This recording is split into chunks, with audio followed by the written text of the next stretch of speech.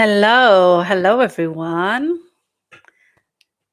Nice to be doing this. First time I'm actually doing a live on YouTube, and I thought I would jump on here this evening to speak to the topic that I've already done a couple of videos about. So, on the topic of hijab, basically. So, I know this is for some people a really controversial topic, but I think all the more reason that we really need to talk about it. I don't think we need to shy away from difficult, challenging conversations. In fact, that's where growth happens. That's where we learn. That's where we grow as a community as well, not by hiding, not by suppressing, not by shaming questions and open debate and dialogue. It's so important that we do that in a respectful way and in a humble way. So I always start by saying, I'm learning too. And I think we all would benefit so much if more people started off on that premise that no one has got all the answers, even scholars, especially scholars. In fact, people say to me, I get this on TikTok, oh, who made you a scholar? I'm like, well, and they say things like, oh, anyone can be a scholar these days, apparently. It's like, well, yeah, actually, you can. Because do you know the name scholar, the word scholar actually means student? It's like someone who's literally in school, someone who's learning. Yes, of course, these days, being a scholar means and has always meant someone who is committed to the process of learning and discovery and knowledge production, like always expanding on what we already know. A scholar does not just regurgitate what everyone else is just saying. That's not the true purpose of scholarship. It's about asking questions. It's about saying, okay, this is what these people thought. I wonder if they thought about it in that way. Okay, this is what's been agreed upon. But I can see a gap over here. That's actually what what scholarship is about. It's about asking different types of questions. So yeah, I'm all for Muslims really embracing the true underlying ethos of knowledge and learning, and it's not just about repeating what everyone else has been saying for the past 1,000 years. I'm just gonna have a sip of my tea. Okay, so as I said, I have done a couple of videos on this, which I will put in the description. So one was a really, really good conversation in the podcast with Dr. Sitara Akram. And we went in depth on the hijab verses in the Quran and, her take on that, what they actually mean, where we've kind of gone wrong with our interpretations as well, and opening up the possibilities of alternatives. She's an amazing scholar. So if you are really interested in learning about issues around Muslim women, gender Islam as well, apart from me, follow her too. She's incredible. So she has actually done a whole series on hijab, on the hijab verses in Surah Al-Nur and Surah Al-Ahzab as well, like really in depth. And so I'm not going to just repeat everything that she has talked about in her videos, because you can just go and watch them, and I will actually link them below actually. But what I really wanted to do was kind of get to the nugget of it, like the crux of it, because not everybody is gonna be interested in watching really, really long. I think you should though. Like, it's for something that's really important like this, we owe it to ourselves, you know we have a duty to make sure that we have, done the research so that we can confidently say, yeah, this is my position, this is what I believe, whether you believe that hijab is obligatory or not. But have the knowledge to stand by your decision and your position, and then have the confidence to act on it as well. Someone's asking me, are you Muslim? Yes, I am. Yes, I am. So okay, right. And the other video that I did was about my take on, the hijab, and it not being a journey and actually it being a choice. And I do truly believe that Muslim women have actually got a choice whether to wear it or not, and it doesn't mean you are somehow less practicing. I hate that term. It causes such an arbitrary, artificial divide between, different ranks of Muslims, which I'm so against. Um, so yeah, it is a choice, and I will go into that now. So I did actually write an article about this. I wrote a Substack, but I know not everyone likes to read. Some people like to hear. So what I'm going to do is I am going to kind of go through the main points of the article that I wrote, and yeah, hope you get something out of it, and hope you ask questions. Like, I think this is the thing: ask questions. It's okay to ask questions. You need to be asking more questions, right? So the question that I ask is, what does the Quran actually say about hijab? Is it really obligatory? Like, do we have to? Like, do we actually have to wear hijab, in the sense of, do we need to cover our hair? Has Allah asked Muslim women to cover their hair? Right? Because everybody says, like, it's just this common sense thing, right? Oh, but hijab is fard. Hijab is fard. You can't argue with that. Hijab is fard, right? Fard means obligatory, right? There's no room for debate on that particular issue. It's like, no, it's obligatory. Every Muslim woman has to. If you don't wear it, well, then that's your choice, but you're wrong for making that choice. It's like, oh, well, of course there's no compulsion in religion, and of course you should be free to make your own choice whether you wear it or not. Of course no one can force you to wear hijab, but if you don't, you're really, really bad. It's like, it's that, right? And that's what I want to push back on. I want to give Muslim women who don't want to wear hijab for whatever reason to feel like they are good enough, like that they are good Muslims, that they're not doing anything wrong, they're not weak, they're not rebellious, they're not disobedient. That's the thing. Like, as for me as a Muslim woman, I always want to be sure that is what I'm doing actually in accordance with what Allah wants for me. Right. So it was really important for me as a young Muslim woman when I first started wearing hijab, when I was newly married. So I was about 24 when I started wearing hijab. So a long, long, long time ago. And I'd always thought that it was just something that we had to do as Muslim women, and we should do it. Even though I was brought up in a family where nobody wore hijab, no one, seriously, and my mom hated it. And they were like, no, no, no, you mustn't, kind of thing. And I was like, right, well, when I get married, I'll be able to, because then I'll have that freedom, to imagine that. I was like, that's how I saw it. I was like, I'll have the freedom to wear hijab. So I really push back against people that say, oh, all women are forced to wear it, or it's disempowering to, women who wear hijab. No, I'm sorry.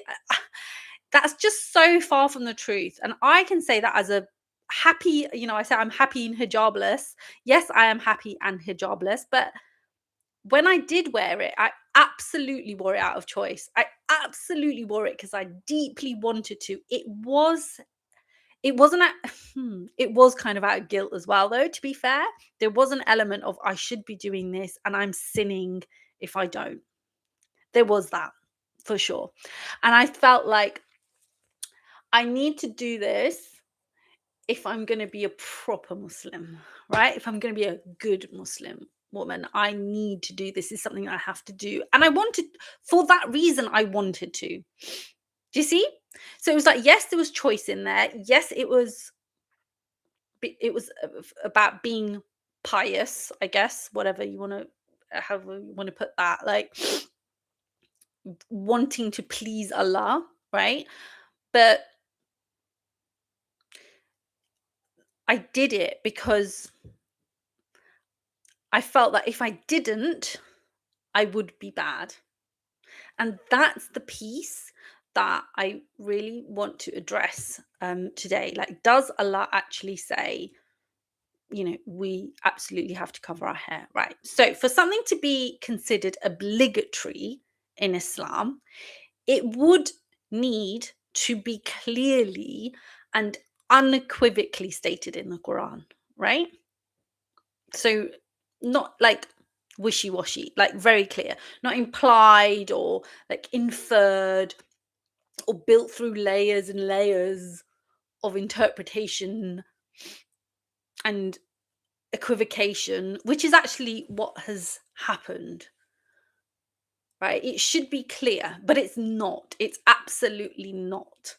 And I think this is what we need to accept, that it's, you can't just throw these things around like, oh, but it's for, and oh, it's a clear command from Allah. That's the thing that I hear all the time. Oh, it's a clear command from Allah. No, it's not.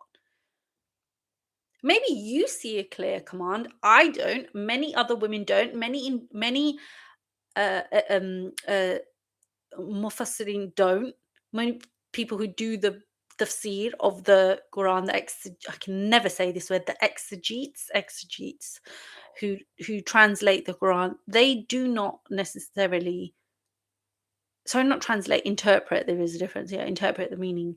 Do not see a clear command, right?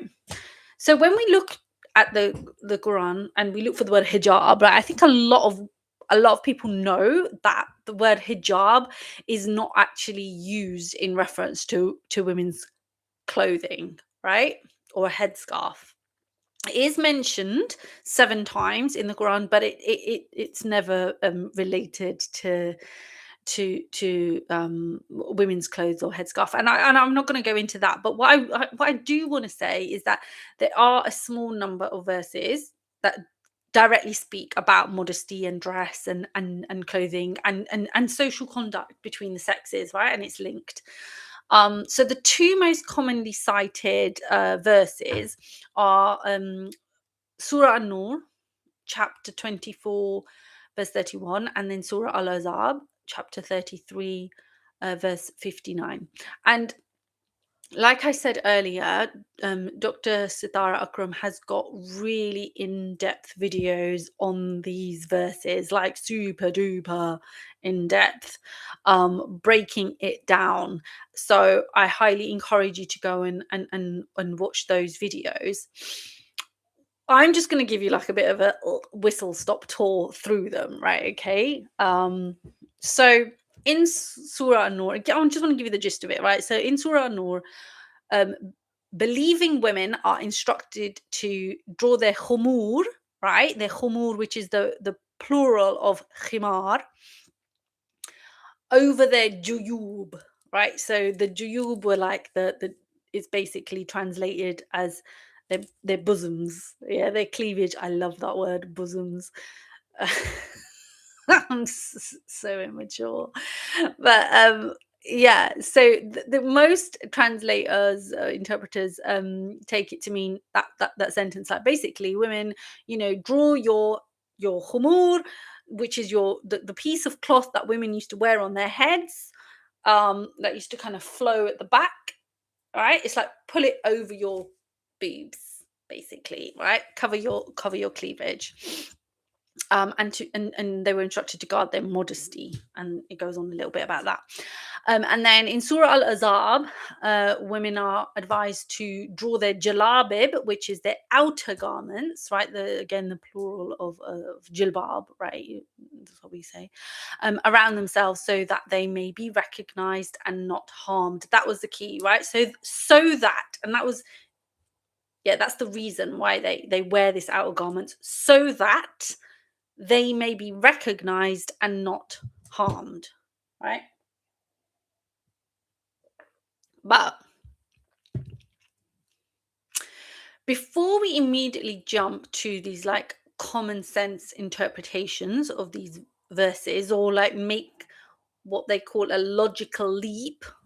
So logical leap is where you come to a conclusion but you've missed out in intermediary steps. This is why we actually really need to pause and reflect here, okay? Because actually nowhere in these verses does it say women have got to cover their hair. So when people say, oh, but khumur means headscarf, it doesn't. It's a piece of cloth. A khumur can be all sorts of different things. It's not just a headscarf. Yeah. um they say, well, it's, if Allah's saying women must pull their, let's even just go with it that it's a headscarf, right? Okay, right, pull your headscarf over your breasts. Okay, that means keep the headscarf but just be even more modest with it, right? Like, so cover your breasts with it. Okay, so actually I want to like introduce an analogy here, okay? Because what we have to, and I'm going to go into this a little bit more, but what we have to understand is that women were already wearing the khumur, right? It was part of the fashion, it's part of the culture, it's something that most women wore, most free women, by the way, not slave women. I'm going to get into this in a bit. Okay, so I have heard scholars say things like, wow, if they were already wearing a headscarf, right? So Allah's basically just telling them, okay, pull it over your chests. That doesn't mean take it off. That doesn't mean you're allowed to take it off, right? Okay, you still have to keep it on your head, but also, but there is no command. There is no direct command in there that you have to cover your hair. The command is to cover your breasts. So an analogy is like, say, imagine, right? Okay, stay with me on this one, please, right? So imagine everyone at that time, yeah, had dogs, right? Like, let's just say people had dogs and there was a problem that people used to go out and they should just not let their dogs shit everywhere, right? And then let's say they were commanded, I'm not gonna be disrespectful, so let's just say somebody said to them, um when you go out, yeah, let's say the prophet said, when you take your dogs out, make sure you pick up their poo after them. Right. I don't know why, by the way, that I came up with this example. It's so random, but it just came in my head. So I'm going with it. Please just go with me on this, right? So, okay. No one would think that that people are being told that they have to have a dog. The instruction really is about make sure that you clean up your dog's poo. Right? I don't know why I'm going on about this, but yeah. So it's like it's addressing a problem. Yeah. So the problem is dogs shitting everywhere. So make sure you clean up after your dog. It doesn't mean that every single person from there on until eternity needs to have a dog. It's just you need to clean up after your dog, right? Because it was common at that time. Let's just say that everyone had a dog. So, okay, think about this. It was common at that time for women to wear khimars, right? Okay, it was. That's what women used to do, right? But they also used to have their breasts out. This was the fashion of the time. I know it's crazy, right? But we think it is. It was normal to them. So they were told, don't do that. Yeah? Like, cover yourselves here, cover your chest. That's what you need to do. Okay? That it doesn't mean that forever and ever and ever and onwards, every single woman has to keep that fashion of a khimar. It just means that they should make sure that they're covering their like women generally should guard their modesty and cover their chests, right? I don't know if that makes sense to you. It did to me. Um, Let me know what you think. Anyway, I want to talk more now uh about Surah Al-Ahzab as well, right? So because this one talks about that idea about covering you wearing outer garments so that they may be recognized and not harmed. Okay, right? So this is really important because the command here is related not to modesty or piety at all. Rather, it is connecting it, the clothing, to recognition and protection from harm. So again, we're going to avoid the logical leap and we're going to ask, okay, protection from what harm? Recognition by whom? And recognition as what? So what is Allah saying that women need protecting from? And why do they need to be recognized? And who needs to recognize them? And what do they need to be recognized as? Right?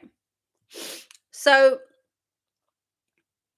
yeah. I just realized I went on a random tangent and I actually need to go back to a little bit about the khimar again. Sorry. Okay, this is my first live. Forgive me. Okay, so the khimar, I want to say, was a symbol of social status and identity. So I did mention that, right? I said that this was something worn by free women, yeah? And slave women actually weren't allowed to wear it. Again, Dr. Star Akram talks a lot about this. Watch that video, right? But in 7th century Arabia, free women wore the khimar, and the Quran did not introduce this as a new like religious garment. It's not a religious garment. We need to move away from that completely. It was cultural, it was pre-existing, and it was a head covering. Like I said, it was worn in a variety of ways. Yeah. So women would often just like loosely throw it behind their shoulders and leave their chest exposed. Yeah, I know. Right. So the verse does not command women to start wearing the khimar, right? It just instructs believing women to use what they were already wearing, but in a different way. Yeah. Okay. So I think it's really, really important for us to just understand this fact that when we think of like hijab as like an Islamic dress code, like it just isn't.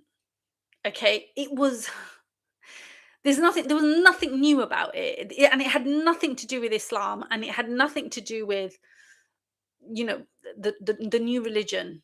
Okay, women from all different religions wore this in that area. At that time, women used to cover their hair. It was normal. Yeah, it was not a religious thing. So that verse is basically just saying, yeah, like cover your boobs, ladies. Yeah. And this is why it's so important for us to know context. Yeah. We need to understand the context in which verses were revealed, because it teaches us. Yeah. It's taught us. Like if we didn't know that about Arab women at the time, we wouldn't understand the verse's meaning. And I want you to just like reflect on the fact that a lot of the time we are always asked to think about the context, yeah, of certain verses which uphold patriarchal interpretations and narratives. But when we bring in the context around anything to do with women around hijab, it's like, oh no, that becomes universal. Like that's a universal law. And it's like, no, context doesn't matter. Why? We need to really, really, really question that. Okay, so now we're going to turn to Surah Al-Ahzab. And this context that I'm talking about becomes even more explicit and more important. Okay. So the jilbab, like I said, we know what that is. It's like an outer garment, like a cloak, and it's described again, like I said, not in relation to modesty or like spiritual virtue or piety or anything like that, but it was about being recognized so that women would not be harmed. Okay, so what? By recognized as what? Harmed by who? Yeah, so this is where, again, like I said, the historical social reality of the time becomes it's really impossible to ignore in this situation. Okay, so what do we know about Medina at the time? Okay, so this is a Medina verse. Yeah, Medina was a society. The whole society at the time was a society where women were not held. Like, women did not hold equally the same social status. Not just between women and men, but women themselves. Okay, so there were free women and there were enslaved women. And the really sad thing is that enslaved women were far more vulnerable to harassment and assault, right? So, our own classical sources, including early tafsir literature, openly discusses it's horrible, right? So, how men would, sexually assault women at night if they used to go out for, I don't know, to use the bathroom or whatever. And when, if these men were ever confronted about what they'd done, they would just be like, "Oh, sorry, I thought she was a slave." Because why? Why? Because a slave woman was basically seen as sexually available, right? And she had no protection. Um, Whereas a, a free woman was under the protection of a household, right?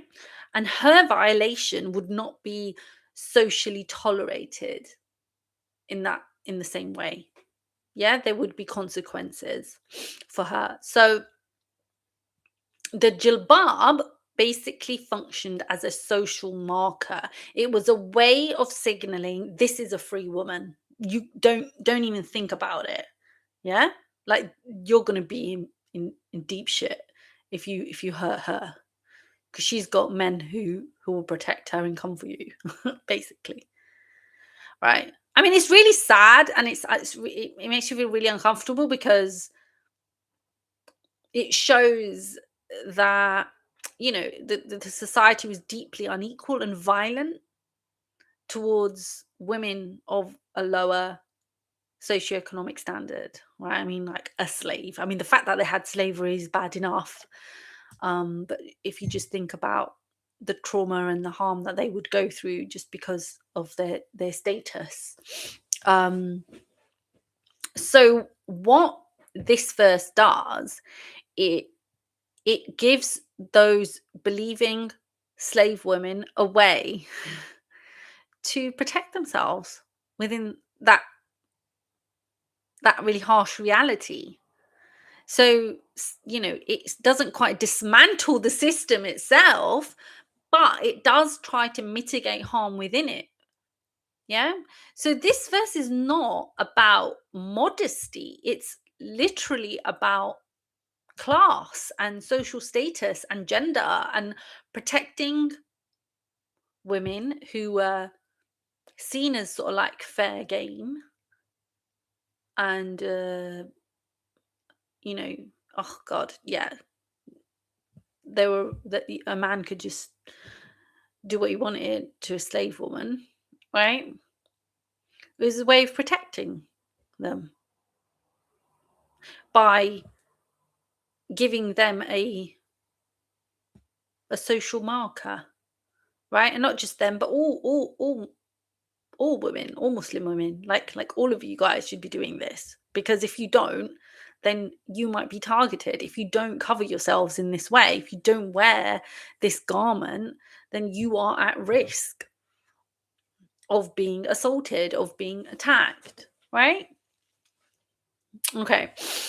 So, we have to, like, so when we read these verses now, like centuries and centuries later, yeah, we've got to ask ourselves, yeah, are we genuinely reading the text itself, or like when we come to our own interpretations, or are we actually just reading the interpretations that have been built around it? Because well, that's the sad fact is that is what most of us have been exposed to, what most of us kind of, how we draw our conclusions about what a verse means. We don't actually go back to the context ourselves. We look at what others have decided that verse means. Okay? So we need to get better at recognizing the difference between divine guidance, i.e., the Quran itself, and then human attempts to apply it within a particular time and place. We are always being asked to apply that divine guidance to our time and place. Yeah, because we've been told that the Quran is for all times and all people and all places, right? So, what does that mean? That means we get to take that divine guidance and go, okay, how does it apply to me, where I am, what my society looks like, right? The other thing that I want to say is that generally when Allah speaks through the Quran, right, Allah speaks with precision. Yeah, there are no mistakes. So what is not said is just as important as what is said. And it does not, the Quran does not say that a woman's hair is older. I hate that word anyway. Ugh. Right, it's so objectifying. But yeah, that's a whole other topic. But it doesn't say that a woman's hair specifically needs to be covered, right? It does not prescribe a universal fixed dress code for all Muslim women across all times and places. Yeah, there's really specific, very, very specific situations that it's talking about here. And it was a specific, like I said, Allah speaks to a specific society using their language, referring to their garments that they used to wear and the social structures that existed in their time, right? And the behavior that Allah was guiding Muslims to was, it was around reducing harm and cultivating dignity for people, which are the core Quranic principles. And I want to say that Allah talks about slaves, slave women, this, that, and the other, a lot in the Quran. Do we then say, oh, well, Allah hasn't forbidden slavery, therefore we should have slaves? Don't think anyone would say that, would they? Likewise, Allah did not forbid the khimar, but does that mean we have to wear it? No, it doesn't. And what I really want you to take away is that, this male obsession with women's bodies and what we can and what we can't do and what we can and can't show and how we should smell and how we should talk and if our hair is fitna and blah blah blah blah blah, all this crap about sexual purity and modesty and all of this, right? This is coming from men. Yeah, it's not coming from Allah. Okay, so in the verse about protecting women, drawing their jilbabs over their outer garments over them so that they will be protected. This was about basically protecting women from violent, dirty old men who would rape a woman in public just because she was a slave woman, and therefore, in his eyes, yeah, sexually available. You just be violent to that woman, yeah, because she had no power. She was powerless.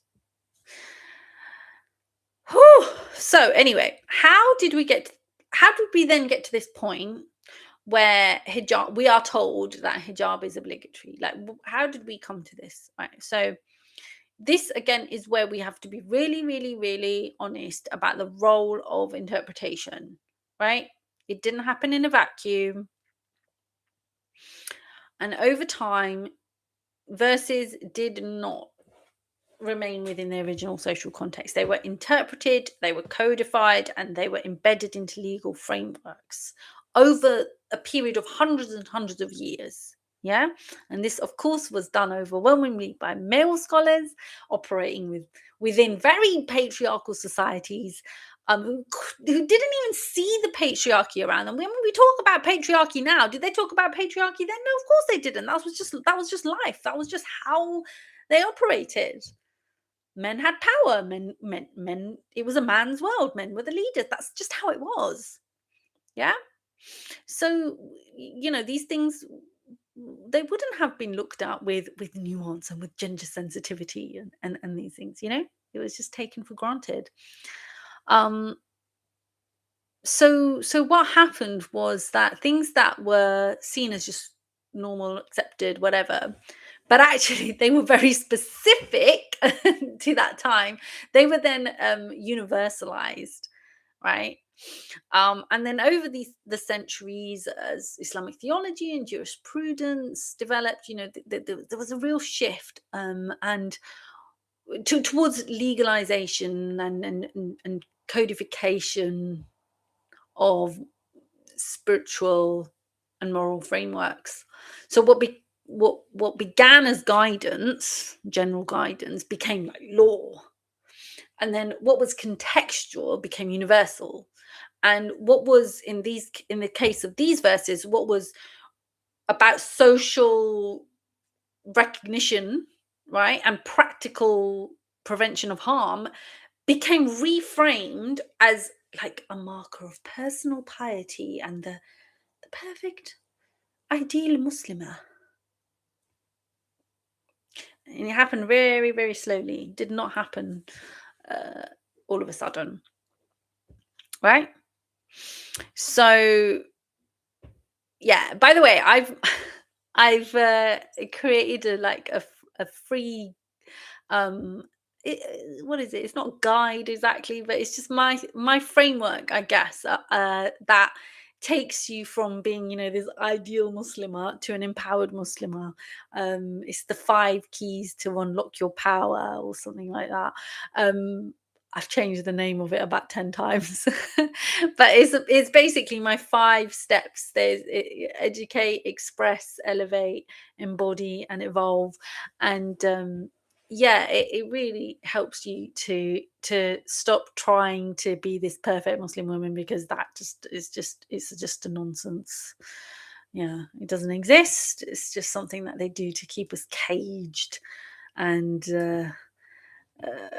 yeah, limit ourselves in so many ways. Okay, so yeah, last thing is,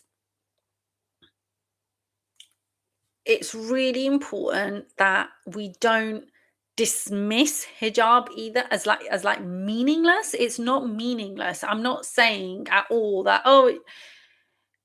it's it was an Arab thing, and like then, and like now it's nothing. No, because we have all this period of history in between, and we have our cultures and our societies and our countries and nations and all of this that have developed alongside the accepted norm of wearing hijab. So it is a really deeply meaningful expression of faith and identity and culture for a lot of women.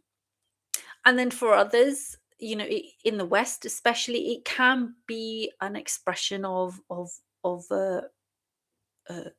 resistance to, yeah, it can be sort of like countercultural almost. Yeah, and in that sense it can be empowering for women as well. So I am not here at all ever to say women shouldn't wear hijab. I would never say that. I will defend a woman's right to wear hijab till the till the death. Like, I'm like, seriously, nothing upsets me more than when I see like different types of Muslim women like pitted against each other. I'm not about that. I'm all for women making choices, and I am absolutely 100% more than that. Like, just I can't stand what these far right politicians do when they use Muslim women, and they pass these horrendous laws saying you can't wear hijab, you can't wear niqab. Like, we all know that that's coming from a place of deep hatred towards Muslims, and it's a way to humiliate us. So that is 100% not what I'm saying. I'm just saying that we do have a choice, right? And we have a space. There's a little chink. There's a little space that we can open. There's a little bit of light, and we can say, "Hang on, there's room. There's room here for a debate. There's room here for an alternative interpretation. There's room for us to look differently." And because of that, we have choices. Yeah? And we don't have to believe the same thing. And if you see a command, that's fine. If I don't see a command, that's fine. Yeah? And the question, becomes for me, having said that, having said, of course, you're allowed to, if you see a command, you see a command. If you don't, you don't. But from my perspective, like, if I am to stay in my intellectual honesty and integrity, I would not be able to say that Allah has, unequivocally commanded it in the Quran. And I don't know how anyone can, to be honest. It's not unequivocal, right?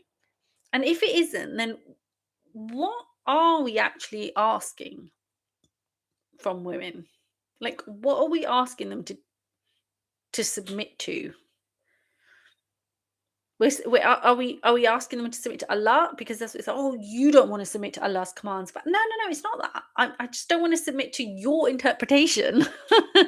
you know and I think this is where we need to start having more nuanced, mature conversations, right? And I'm an optimist, so I really believe that we are ready for that level of maturity. I do think so. I know there's lots of people that aren't, but I know a lot of women are really, and men actually are starting to have these conversations. And I'm seeing more Muslim women respectfully questioning and daring to offer alternative ideas. Again, with humility, right? With humility, we got to stay humble, but also having the courage to choose their own spiritual path. Yeah, confidently, without guilt, without fear, without shame, without doubt, and constantly second guessing yourself and questioning, and am I really, am I good, am I bad, am I accepted, am I not, that. Oh no, we don't want to be living like that. Yeah. So yeah, anyway, that was my how long have I been talking for? Oh, that is long. I can talk, can't I? Oh my days, 43 minutes. I've been going on and on and on and on. Jeez, I thought I was going to do like a 10-minute thing. I need to, wow. Yeah, I can really talk. But anyway, if you want to join a Muslim community of if you want to join a community of Muslim women where we have these discussions, we have women's circles, we have masterclasses with amazing scholars like Dr. Sidara Akram and others. I'll put the link for that. That's the Rising Sisterhood. I'll put that below. I'll put the link to the 5 keys of empowerment guide that I've written. Yeah. And I'll put the link to the article that I wrote on this topic as well. I'll put that in there. What else? Oh yeah, that's it. If you want to watch the replay of the live masterclass that we did with Dr. Sadar Akram on hijab, then I will put the link to that as well. So you can watch the replay. It's amazing. It's like 2.5 hours, and it's like a massive deep dive into these exact issues, questions and verses and context and all the rest of it. So yeah. Yeah. Okay, cool. That's me done for today. I'm going to leave you with that. Let me know in the comments if you have any questions, and always keep it respectful. Stay humble. We're all learning, and have a really good day or night. Bye.